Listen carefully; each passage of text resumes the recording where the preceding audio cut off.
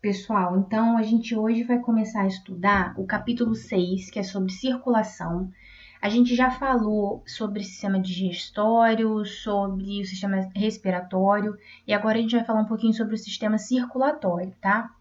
Esse conteúdo começa na página 26 do livro de vocês.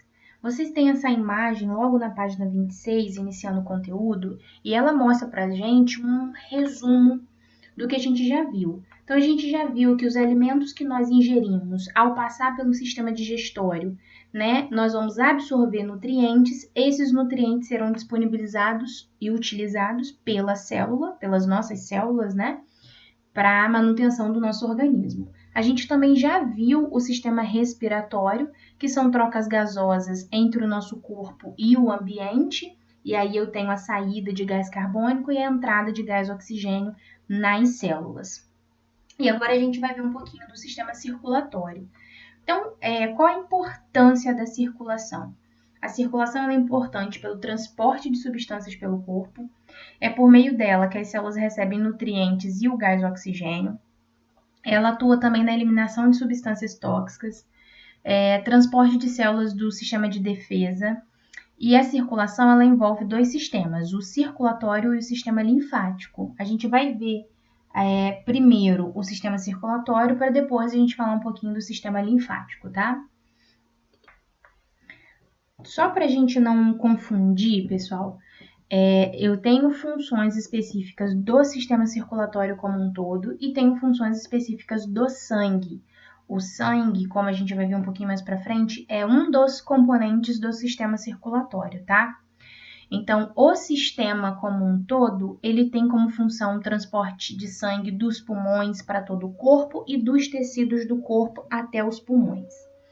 E o sangue, qual é a função do sangue? Ele transporta substâncias e gases no corpo, manutenção da temperatura corporal, manutenção da concentração de certas substâncias, como gases, hormônios, e proteção contra algumas doenças, que é o sistema imune que está presente no sangue. A gente vai ver algumas células que participam do sistema imune.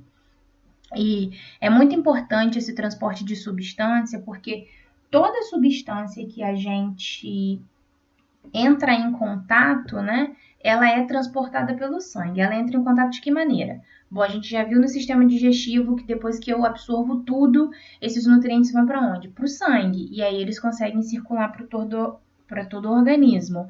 Assim como substâncias, eu posso falar dos hormônios, os remédios que a gente toma, né? Eles também são transportados pelo sangue. Então, o sangue ele tem essa função de transportar todo e qualquer tipo de substância no corpo. Aí a gente tem algumas curiosidades e alguns eventos que foram acontecendo e que nos ajudaram, então, a entender cada vez mais o sistema circulatório. Bom, a gente tem Hipócrates que descreveu, então, as cavidades do coração. Aristóteles descreveu a artéria aorta. O Cláudio Galeno desenvolveu a anatomia, descreveu, né, a anatomia do coração. O Leonardo da Vinci, que caracterizou a anatomia do coração. E o William Harvey, que descreveu as funções das válvulas, o fluxo de sangue pelos pulmões e a passagem de sangue dos átrios para os ventrículos. A gente vai ver praticamente todos esses eventos mais para frente, mas são importantes marcos, né, na ciência, como sempre, que vão sendo deixados, né, esses marcos, e a gente vai aprendendo cada vez mais sobre ele. Essa imagem é uma ilustração do William Harvey para demonstrar a ação das válvulas no interior das veias. Essa ilustração dele foi feita lá em 1628. Esses pequenos gestos que a gente tem no livro na página 27 servem então para a gente perceber diferentes formas de perceber a ação do sistema circulatório. Então, desde quando a gente aperta o dedo, quando a gente coloca o dedo aqui abaixo do pescoço, ou até mesmo o dedo no pulso. São algumas formas de perceber a ação do sistema circulatório. Vocês podem fazer em vocês, porque fica bem interessante também para poder perceber o movimento, né, do sangue. Principalmente também quando a gente aperta, que a gente vê a pulsação dos vasos sanguíneos, né? Como se o sangue estivesse sumindo e voltando. É bem interessante. Bom, a gente pode falar dos componentes do sistema circulatório: o sangue, os vasos sanguíneos e o coração. E a gente vai ver cada um deles separadamente, tá? O primeiro componente, então, do sistema circulatório é o sangue. O sangue, ele representa 8% da massa corporal de um adulto, né? Isso pode variar em mulheres, então, de 4 a 5 litros, e em homens adultos, de 5 a 6 litros. Quais as funções do sangue? Transporte de oxigênio e gás carbônico, transporte de nutrientes, manutenção da temperatura corporal, regulação da acidez no organismo, circulação de células do sistema imune, dentre outros. Então, o sangue ele tem bastante funções e funções importantíssimas para nós. Eu posso ainda dividir o sangue, é como se eu quisesse classificar em alguns componentes. Então, em primeiro lugar, eu tenho o plasma. O que é o plasma?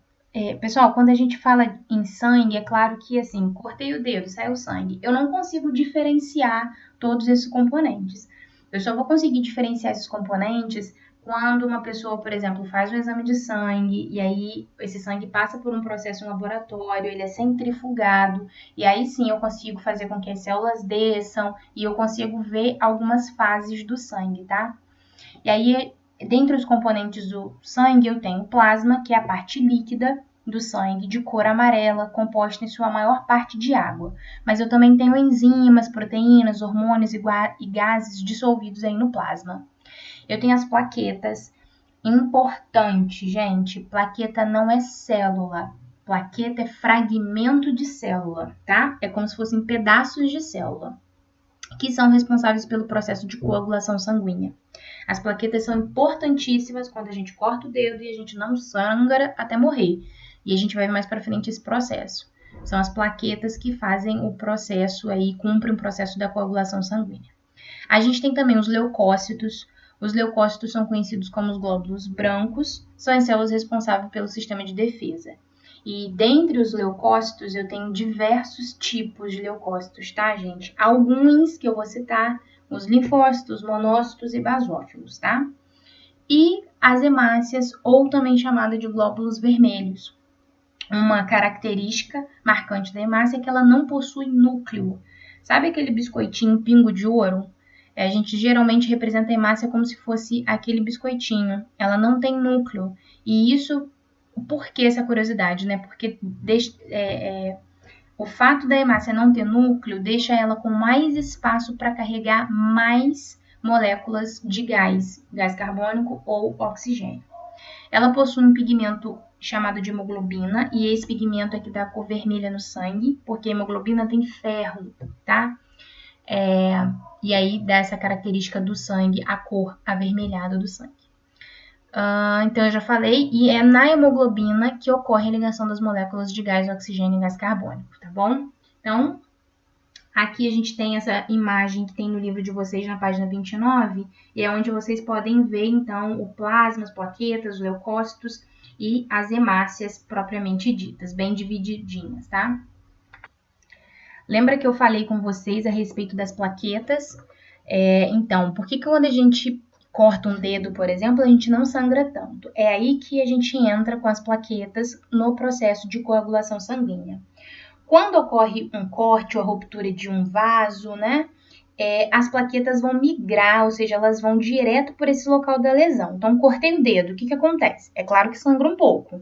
Aí a gente tende a pressionar, né, para parar de sangrar. Nesse processo, várias plaquetas estão caminhando para esse local. E quando ela vai, então, reter a saída de outros componentes do sangue para poder estancar o sangramento. Ela forma um aglomerado ali, tá? E o que é o coágulo? Quando a lesão é maior, ocorre a produção de substâncias que vão formar um tipo de rede, que é, no caso, o coágulo sanguíneo, que vai aprisionar as células, impedindo a saída dela. Então, as plaquetas são muito importantes. Geralmente, quando as pessoas vão fazer um exame pré-operatório, inclui para poder quantificar a quantidade de plaquetas, porque é muito importante, porque senão a pessoa pode ter uma hemorragia, né? Um outro, para a gente finalizar esse vídeo, um fenômeno, um processo muito interessante é a hematopoiese. O que é a hematopoiese? É o processo de diferenciação das células tronco em células sanguíneas. Todas as células que compõem o sangue são formadas no interior dos ossos do corpo, que a gente chama de medula óssea. É um tecido composto por células não diferenciadas, que nós chamamos de células-tronco. E elas são, então, responsáveis pela formação de todos os tipos de célula presente no corpo. E é dessa forma que as células do sangue são formadas. É um processo que a gente chama de hematopoiese ou hematopoese, tanto faz, tá? Então, é um processo de diferenciação das células-tronco em células sanguíneas.